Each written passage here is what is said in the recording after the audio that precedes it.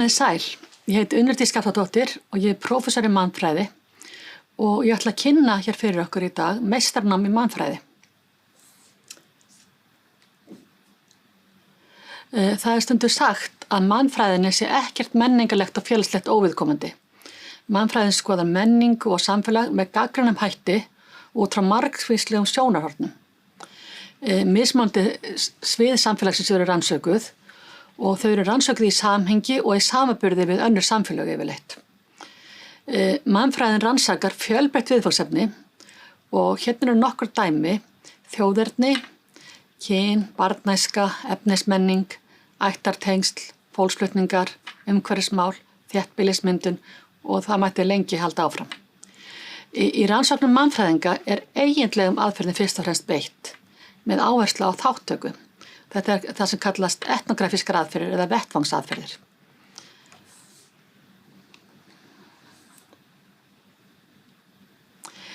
Meistararnám í mannfræði er 2 ára fullt nám. Það er aðeins 3 skyldinámskeið sem eru sem sagt annars sem eru þessar 3.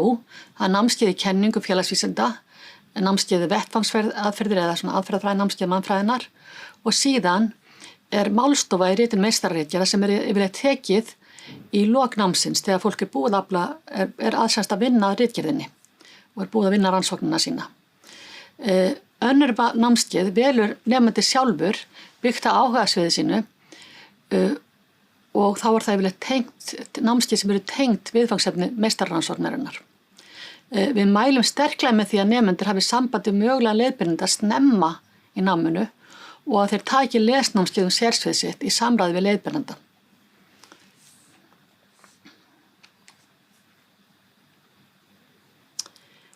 Námið, meistaranámið í mannfræði, er opið nemendur sem hafa lokið við grunnnám með BA, B1 eða BS með fyrstu einkunn, en eins og fram kemur hér í glærunni, þá eru forkröfur fyrir þá sem komum úr öðru grunnnámi en mannfræði.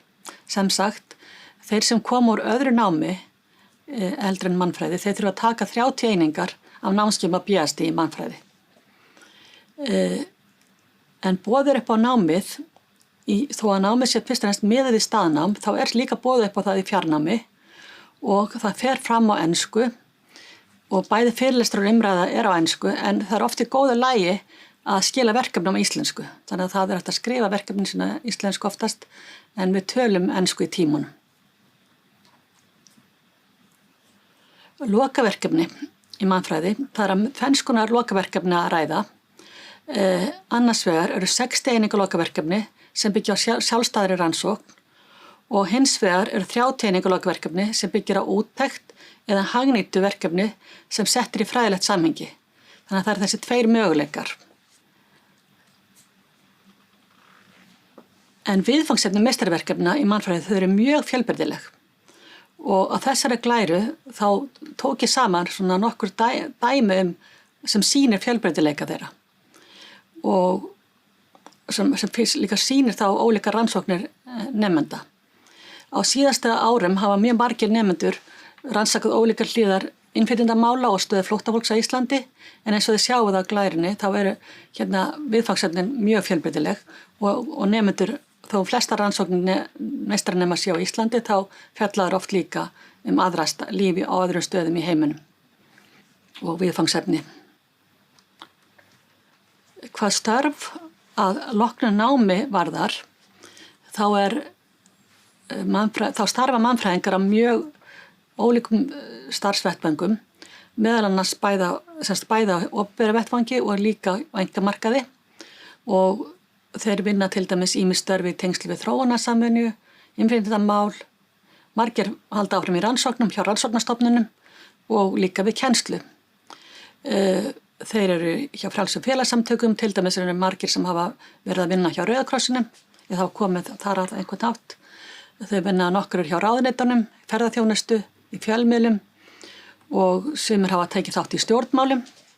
Við höfum líka mannfræði menntaði í verkalýðsfélögunum, sumir vinna að heimildarmyndagerð og umhverfismálum, þannig að við getum lengi talið og einnig þá til dæmis á söfnum.